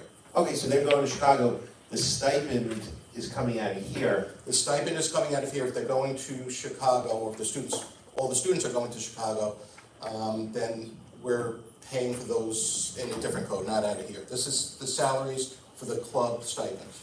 So this is that whole schedule of Yes. salary. That's all it is. It's not overtime, it's not when Nope. you go to Disney and we pay a bunch of teachers to go to Disney, that's got nothing to do with this. Nope. Okay. I'm going to introduce John Mankiewicz. For the final to discuss the time. athletics. For the final time. Clapping because it's the final time. Okay, so the Jericho Athletic Program continues to be one of the largest in Nassau County and actually Suffolk County in New York State. We offer a very varied experience for all our student athletes or even kids who are just trying out for sports for the first time. So we try to have a little something for everyone. As you can see in our high school program right now, we're offering 32 varsity teams, 16 junior varsity teams, and right now 2 JV 9/freshman teams, or sometimes we refer to it as a JVP, depending on the makeup of the team. Middle school, we have 32 teams again. We try to offer separate 7th and 8th grade teams whenever possible, but sometimes we need to keep them combined as straight 7th and 8th grade combined teams. So here's what we offer for the high school. As you can see, we're broken up into 3 seasons, fall, winter, and spring.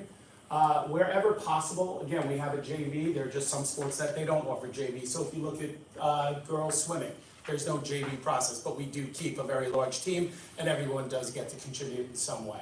Cross country is straight up just boys and girls, but once again, they'll carry larger teams, and those kids, even if they're not the varsity starters, they get to compete in different level races and be a part and contribute to the team in that way. Nothing new added at the high school in the fall recently. Moving over to the winter season, boys basketball, varsity JV and freshmen. Girls basketball, we haven't had enough girls to have a freshman team, so that's why that is not there. And you go down the list, bowling, fencing, swimming, track, wrestling. And this year, for the first time, we added unified bowling in our unified program, and it's really taken off. And the kids, I was at a meet the other day, and it was just such a great experience watching our life skills students intermingling with our general ed students and them helping them on the bowling alley. It was really great. So I'm going to go over that in a little bit about how that works. But we do not have a girls wrestling team. If we had enough girls, we would. We do staff it with a coach so that our girls can compete separately from the boys, so this way there's not, you know, we used to say, okay, we tell our JV coach, okay, the girls are gonna go here, so you have to go with them this week. You know, now we staff it, and we'll go over that a little bit more. In the spring season that's coming up now, so last year we added crew, so they had varsity status. This year we have girls flag football, okay, for the first time. If you look down, okay, we offer the most amount of activities in the spring. We have to be very careful there, because there's only a certain amount of kids, and we can't keep adding in the spring, because the numbers are gonna start getting diluted. Okay, and I think you're gonna start seeing that this season coming up, as we've had our interest meetings, we've had, you know, kids are signing up through Family ID. Numbers are gonna be okay, but I think, you know, in some sports where we used to have, say, 20 on varsity, 20 on JV, it may be 16 and 16 now. So those are things that we're just gonna have to keep an eye on. Just out of curiosity, what was the interest in the flag football team recently? 16? Okay, so. It's not closed yet, so is it? No, nope, doesn't close for another week and a half, but we're talking about at the orientation meetings that we have. So, and as, you know, coaches have had workouts for the spring now, so they kind of have a feeling of what their numbers are gonna be, and I think we all know how it works here. I'll tell everyone that the portal for Family ID will close Friday. On Saturday morning, I start getting the emails, I missed, I didn't do, can you please open it up? And of course I do. So, we have a lot going on in the spring season. Middle school is a little different, where it's 4 seasons. They break up the winter season into 2 separate seasons. Again, we offer such a variety of athletics for our kids. This year, we added boys badminton. That's something we've been trying to do for years. It was just trying to get other schools to do it and join us, and they did. We had 40 athletes going out for that. We kept 20. That was a great experience. They went undefeated, and they basically ran through everyone. As I figured what would happen. I think there were 6, and we played everyone twice, so it worked out great. Cross country, that's one of those great sports where if the kids can't make soccer, we always try to have a non-cut sport that they can go to. Winter season, so we have winter 1 and 2. We're in winter 2 right now. Girls basketball, 7th and 8th grade split, bowling, boys volleyball is going on right now, and wrestling, which is merged. So if you look back at the fall, so in boys soccer, we have a 7th and 8th grade separate team.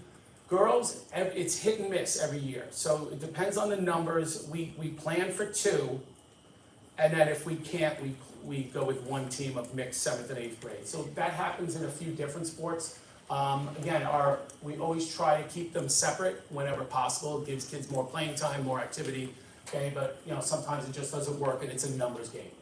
We see that a little bit more in the spring. Baseball, we split when possible, but for the last 2 years, it's been together. Same thing with softball. Boys lacrosse has always been together, girls lacrosse.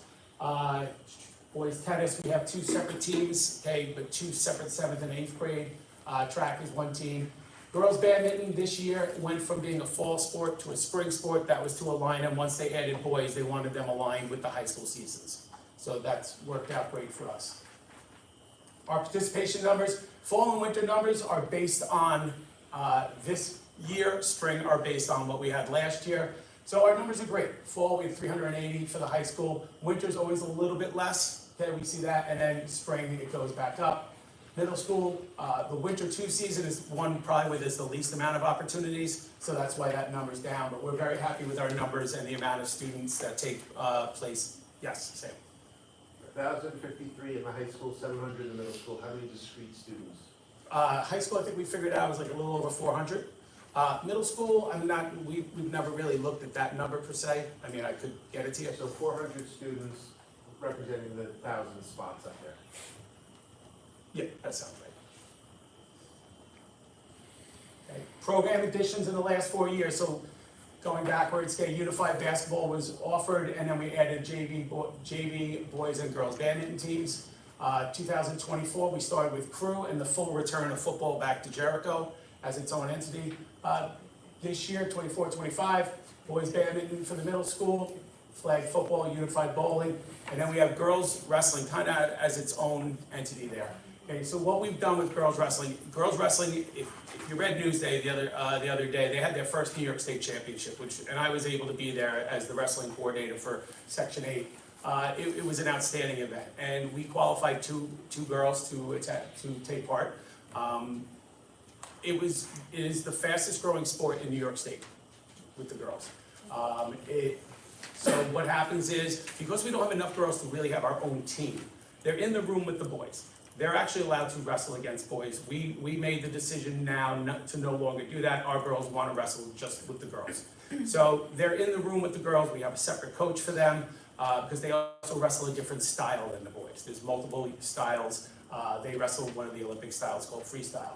So they're not their own team. They're a team within a team. That's the best way to describe it. And they've really done an outstanding job. They go to their own events now. In the past, they would be on the bench with the boys, and sometimes they'd wrestle against the boys. Sometimes if another team had a girl, they'd wrestle against the girl. So that's what we're doing now with our dual meets. They'll wrestle another team if they have a girl for them to wrestle. But for the most part, they travel to go to different tournaments where they're in all-girl tournaments. So at the high school, we had 5 this year. We had 5 last year. The middle school has 4. So they recruit, all their recruiting thing is geared at boys and girls. We like to let the girls know, hey, this is something you can do and you can try. And we're hoping that it'll continue to grow. Facility and program enhancements, thanks to the Board of Ed, Victor, Hank, everyone. This year we added stadium bleachers on the opposite side, and I know parents who used to have to sit next to the opposing fans or see the other team's cheerleaders cheering at us. We're very thankful for that. It has worked out great. So this way we keep the fans separate. We did a field house renovation this past summer. Okay, we repainted it, new wall padding. I don't know about you, but the royal blue gold padding, I don't know who designed that, but it was awful. So now it's navy, and that's our colors. And we replaced the netting in between, and we also added a new sound system in there. In the dance studio, we replaced the floor. The floor was coming up, so we have now a real dance floor. It's the same floor that we use in choreo that we put down over the stage. It's called a Molly floor. And we added their own sound system in there too. So this way, we're not having a separate speaker that was unreliable. So now everything is in there, and it's great because the speakers are in the ceiling. You don't even see anything, and it's really turned out great. What percentage of our dance classes use the studio versus have to use other rooms? Dance is totally in the dance. No, they don't go anywhere else. For all the gym classes and for all the choreo classes too? Now, choreo, if they're practicing after school, sometimes they'll go into the gym if it's open because it's bigger and it allows them to have more space. Thank you. And just some program highlights. We are a New York State Scholar Athlete School of Distinction for the last 20 years. We're the only school district in New York State to achieve that. That just means that 75% of our roster has a 90 average or above during that season. So that's something we're very proud of. I'm actually very obnoxious about it with my brother when they do the awards every year. If the pageant waivers, I go get it. It's something that our student athletes and our coaches take pride in. This past week, winter season, every one of our teams qualified for the playoffs. So that was a great accomplishment. There's not a lot of school districts that can say that. Our boys swimming and diving, they are 3rd in Nassau County. We're sending 9 athletes to the States. They're leaving, actually they're already up there. They start tomorrow. Girls fencing was 2nd in Nassau County. Winter track has 2 state qualifiers. They compete on Saturday. Wrestling, as I said before, I have 2 girls state qualifiers. I obviously wrote this slide a couple of weeks ago because I wrote boys and girls basketball play this week. Okay, they already played in the playoffs. So it was a great winter season, and we're really proud of our coaches and our student athletes. We had 3 coaching milestones this year. Now, we're very lucky. Our coaches come to Jericho and they stay in Jericho. Okay, a lot of coaches kind of tend to be transient, especially in these days where it's hard to get coaches. Okay, last year, Wally Backman had his 500th win. Okay, this year, Kevin Brodsky, our wrestling coach, 300 wins. Andy Schneider, our girls basketball coach, reached 250 wins. So that's a lot, and that's just saying a lot about our student athletes and how much they love to be here in Jericho because they're not looking to leave. They're looking to be here and be a part of our program, which is great. Boys badminton has won 8 consecutive Nassau County championships. There's been 3 Long Island championships contested. They've won all of them. They fully expect that when they regroup for the spring, because that's when the Long Island championships are played, that they will win their 4th consecutive this year. We've had All-Americans in soccer, track and field, diving, Long Island championships in soccer, fencing, badminton, and then we've won at the county level, state level, okay, and then a lot of individuals who have reached, okay, All-American in states. And that's it. So just one thing that we didn't mention under equipment, and Sam, I know you'll be happy about this, okay? There's always talk about our stadium scoreboard. The lighting sometimes on it is not great, so we've looked into it, and one of the things we're looking at is replacing that scoreboard with a new one that has LED lights on it, so that will pop. If you ever seen, we have a couple of the scoreboards on the other fields. One of them has white LED lights. That one you can see from across the fields, so that's what we're looking to do there. But the problem with it wasn't that, it was the sun was always like shining on it. Yeah, you can't see. So these LED lights? Yes. Okay. Yep, so it'll be much better, and it'll be a better scoreboard. Right now, it's being a little wonky. Sometimes it likes to communicate with the controller, sometimes it doesn't, so we'll be upgrading that and making sure that, you know, there's no problem moving You forward. want me to look into doming it so we don't have sun? That'd be awesome. Could I ask you, While we do that, while we dome the whole field, that would be even better, no rainouts. just a quick like logistics question, how does Newsday get, and I'm asking because my kids play lacrosse, but how does Newsday get all the stats for the kids and scores and games? So Newsday is terrible. If you're looking for stats, Newsday is not your answer. So they get it because the coaches, there's an online way to. Nicely about you, that's. I know they did too. That's how you pay them. It doesn't, So- they say things nice about you. I love your honesty. It's very, Love it. they're very unreliable Newsday. Like, you'll hardly ever see a wrestling score in there, so they don't really get all the stats. So what they'll do is, when a coach puts in at the end of the game, winning coach is supposed to contact Newsday. Whether or not it gets into Newsday is one thing. Sometimes you'll find it 2 days later in the electronic version, but they go off of there. Now, not every school puts in every game. So it might say, if you look at the stats, it might say that, you know, some kid is the highest scorer in basketball, but then all of a sudden another team puts in all their stats and then they get passed. They're like, well, how did that happen? So Is there a, and I haven't looked at the website, so if it's happened, is there a way to get the Jericho sites? We don't keep stats like that. It's in the coach's books, everything else, but we don't add those to our websites. Because, you know, first of all, it's athletics, it's about the team. The kids can always tell me who the highest scorer is. No, You know, sorry, I don't usually know. I mean scores in general. I wasn't going down to the student level, but like, there's no way to get the scores updated on the site? That's something we've looked at with our new website our new old website, when we updated this year. Coaches can put in the scores. That's something that we could probably talk to them about, making sure that's done more frequently. Don't we have scores scrolling across the top though? No, the schedule scrolls across. No, and No, but it used to also, I thought they also had, When they were putting them in. well, they don't put them in anymore. Because the old system that we used would feed right into BOCES, so the system that we're using now doesn't, so they don't necessarily put them in. so I know you're not gonna be here, and congrats. I'm just saying, like, and I know it's a budget thing, but it would be nice, because I think it would sort of raise sports morale more than, like everything you just said was amazing. I didn't know those great stats, even the 20-year aspect of it. It should be touted more, I guess. I know it's an education district, but it's cool stuff. So, A lot of our stuff is done through social media, so if you follow our different Instagram pages, okay, like the coaches know, if they want stuff posted on Instagram, they tag the Jericho Jayhawks site, and then I'll put it out either in a post or a story, and this way, you know, that's one of the main things we do. You know, it's become a very, you know, social media type of world, and that's, you know, we kind of go with that. Wait, what Instagram is that? Jericho Jayhawks. Come on, Sam, you don't follow the Jayhawks? Jonathan Perlin was in Newsday, so I'm not gonna say anything bad about Newsday this wrestling season. Can you just talk about the websites and where we stand with, we had the new one, then we went back to the old one, but the old one seems much better than it was previously. Yes, because we upgraded. We definitely went with an upgrade. There's, you know, like you were asking before about advertisements and stuff, the old one used to have advertisements. Sure. So the new one, we paid extra not to have it. There's different things that we use. I mean, obviously, we use the JerichoJayhawks.org as our main website. Okay, Family ID is our registration system. That Family ID has been working great for us. Again, we left it and went back, and you know, that was the right decision to do. So those are the two main, you know, pieces of software we use. And as you say, you deal with all these schools because you're chairman of all these different organizations.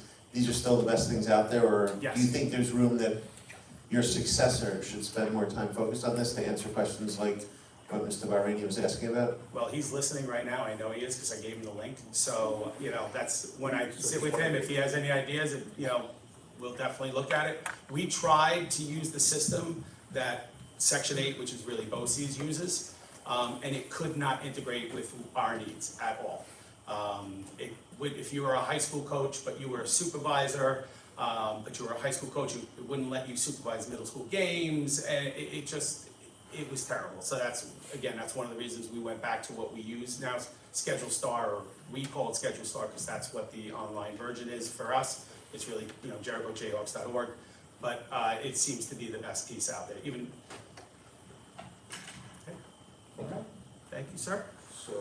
Thank you. So the top line is all of the coaching salaries as well as the supervisors. Supervisors are the yellow jackets that you see. I want to correct something I said before. Thank you, Bill. I want to correct something I said before. The chaperones are coded to the 2850 clubs. The expenses associated with competition entry fees, flights or whatever, for the students is coded to the 2110. But the salary for the chaperone is with the clubs. It's the same code. Thank you. And then just like before, the 5% increase in personnel? Well, this one, 24-25 budget will probably be more than the 868. That's what we spent last year, and I know we had some additional, a couple additional teams, as John mentioned before. I think the 868 is a little short this year, so it's this year plus additional for next year.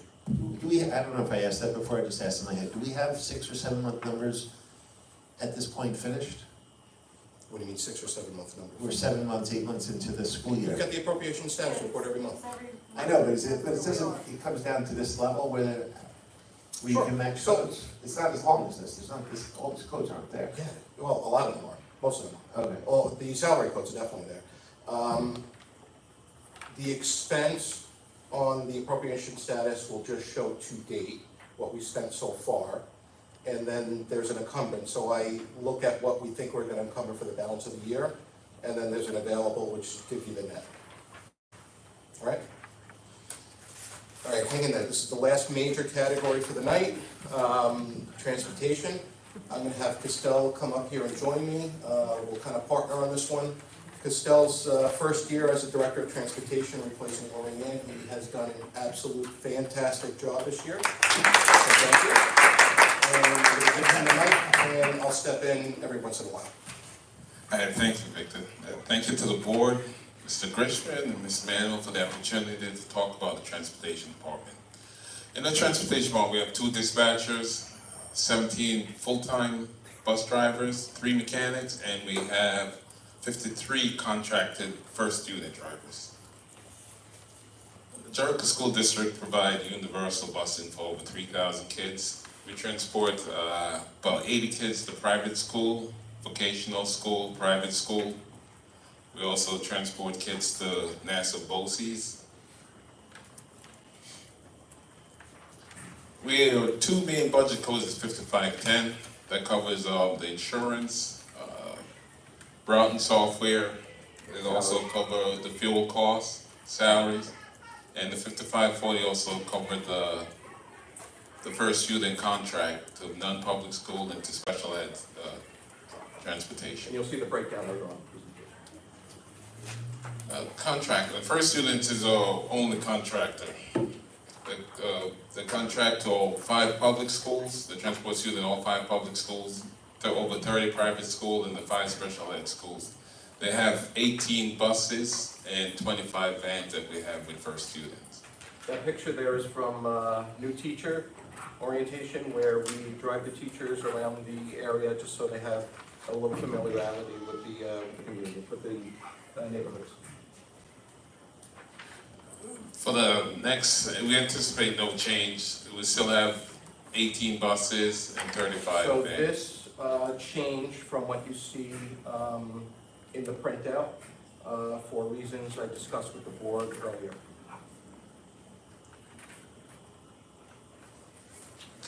All right, so currently we have the 70 routes, the 53 first student bus, 17 Jericho drivers covered over 400 trips. Some routes covered up to 8 trips per route. The middle school, early high school, elementary school, high school, special ed, private school. I know athletics, and Ruth keep us busy with music trips and all the other trips. I just want to mention one thing in this category. When I first started here, we only had 2 drivers. We have 17 now, and we took a lot of the routes back. What we also did, most all of the local after-school athletics, local field trips, we do internally now. We don't contract out, which has been a lot more efficient for the district. Next, just one question. The 423 trips, between our buses and First Transport buses and vans, how many total are running on any given day? You said up to 8, but how many do we have on the road each day? Not for trip trenches, but just running those 423 routes. Every day they all run every day. But no, how many vehicles are we using to run those 423 About routes? 70. 70 total Yeah, between. 53 first student and 17 Jericho Drive. Okay. And 17 bus. they have, again, so they'll have an elementary route, a middle school route, a high school route, which would be 1 bus, 1 driver. And they also have the 4:30, 5:45, and the 6:30 late bus. And like I said, it also does athletic trips. Go ahead, John. And if you talk to any of your friends in any other school district, and they ask you about after-school busing for athletics, their schools get out at 2:30, 2:45, and they can't get buses till after 4 o'clock. Okay, thank you to Victor, and when Lorianne was here, and Al Castell, we don't have that problem here in Jericho because we have our own buses. It is such an asset, and it's such a great thing for our kids, because they're not waiting around. They're able to get on a bus right after school and get to where they need to be, and no other school district is there. So, thanks for saying that, John, I appreciate it. So why can't we move everything back 15 minutes in So- school? Let me piggyback to what John just said for a second. We did this post-COVID because, I don't know if you remember, there was a huge shortage of bus drivers in the 21, 22, 22, 23 school year.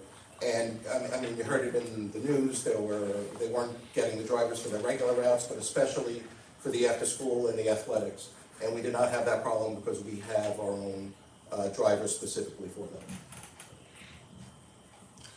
All the buses are equipped with cameras inside and outside. They're also equipped with stop-arm cameras. If a passing motorist passes a stop school bus while the red lights are flashing on the stop, and the stop arm is out, they will face a fine between $250 and $300, and they would be responsible for that violation.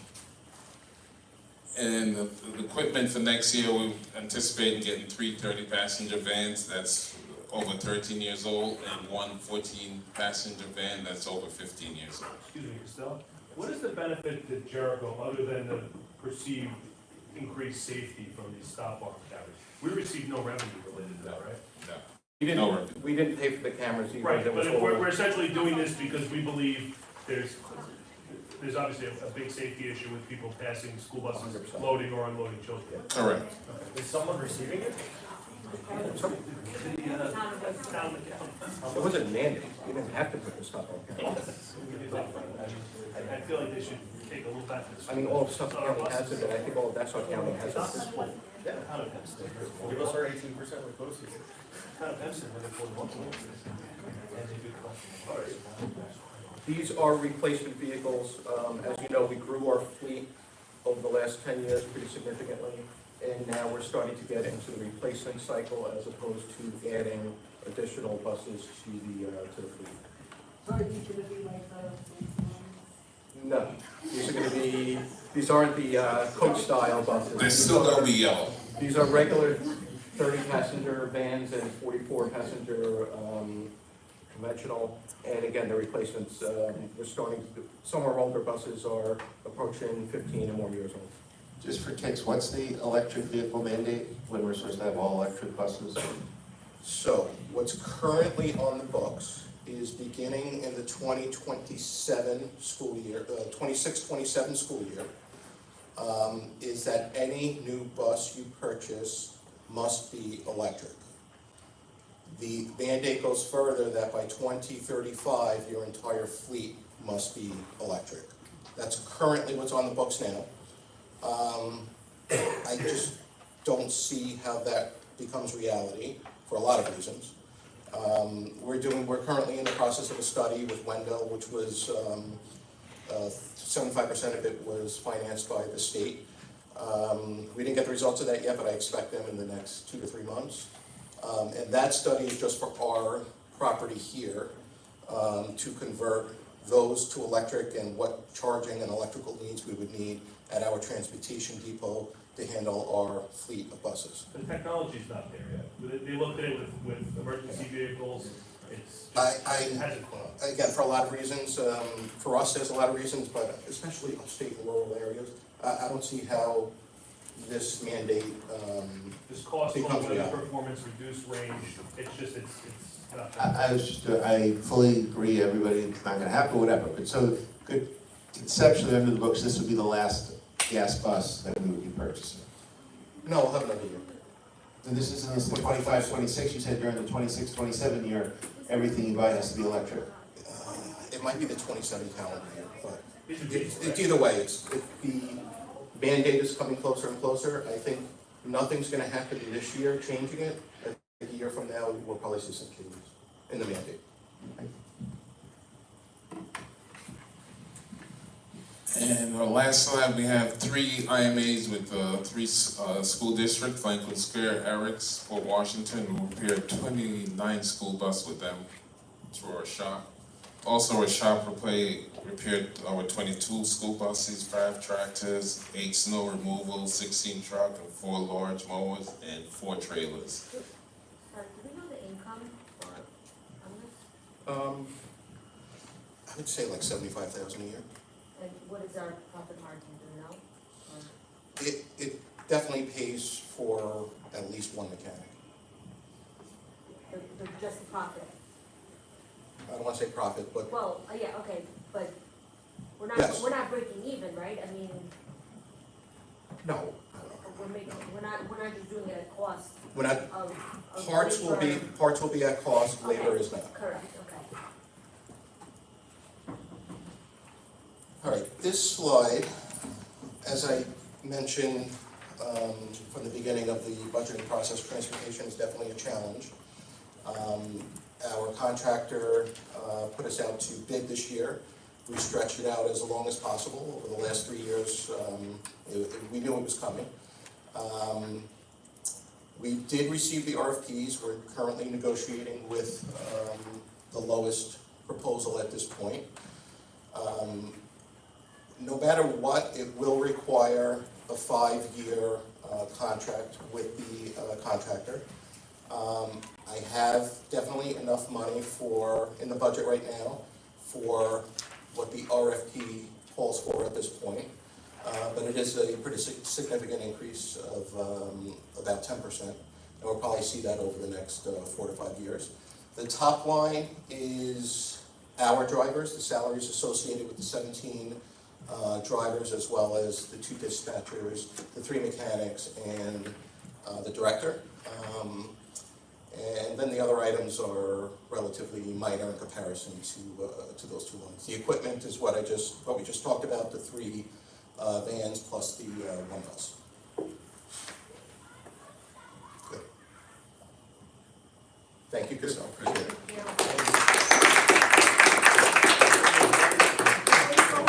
We gave Christabel and John applauses and have to Yes. read the applause. Patrick, good job. Thank you very much. Everyone was too tired by the time I was done. So, this is obviously a major part of any school district budget. It's costs associated with FICA. I don't know why I saw the MTA tax up there, I have to delete that one. But also the employees' retirement system, teachers' retirement system, and the biggest line is health insurance. The good news is that the rates, they run by calendar year. So it doesn't run by school year, so it's January 1 to December 31st. Last year, a year ago, the rates for the 2024 calendar year went up 15% for active, single, and family. And for whatever reason, for the Medicare folks who are over 65, they increased those rates by 25%, which was significant. Not only for us, but for the retirees. This year, they came back and pretty much everything was flat, actually a slight decrease, which is recognized in the budget, which was very helpful for this year, knowing what we were dealing with the transportation contract. So we're happy about that. ERS, Employees Retirement System, that is a retirement system associated with all non-instructional employees. Their employer cost went up pretty significantly. It went up to 15.5% on average. So you see that difference in there as well. TRS came in pretty flat, so we were actually a little bit lower as far as the percentage associated with that, so we were happy about that. But overall, again, other than salaries, this is the biggest part of the budget. Two quick questions. The health dental, that's every employee, including retirees? Correct. And second, Social Security contribution is, I think it's at 6.2% that employer. 6.2 and Medicare's 1.45, 45. yes. And so are those both included in the Social Security line, or is Medicare in a different line? Nope, both included in Social Security. It's increasing significantly because the salaries associated where it was capped over the last 3 years have just gone up dramatically. And we're having less and less employees being capped, if that makes sense. So Understood, no, because like, I just backed into a number there, assuming there were no, don't you get capped at 200?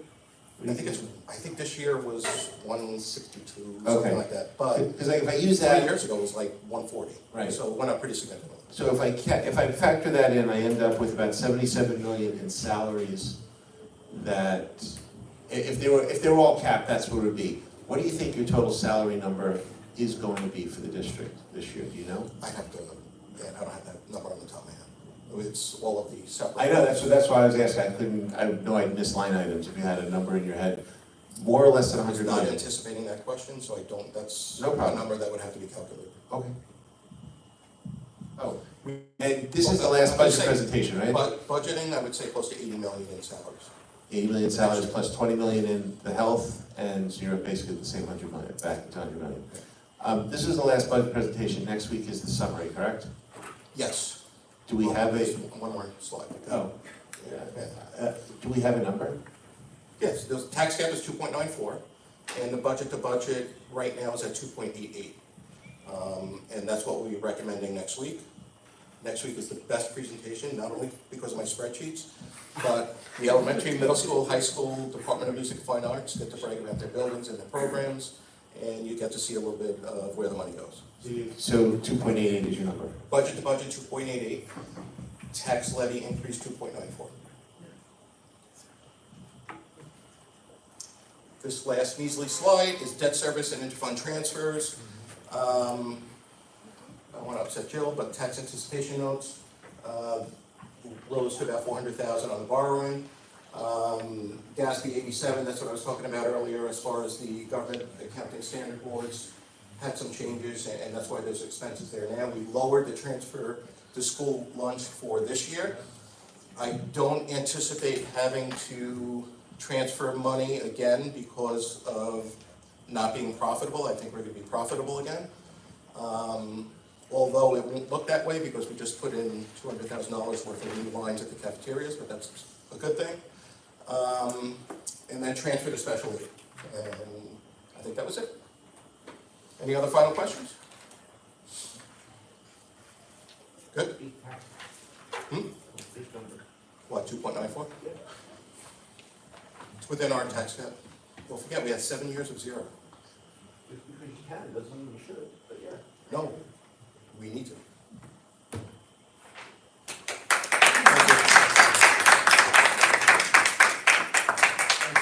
You're welcome.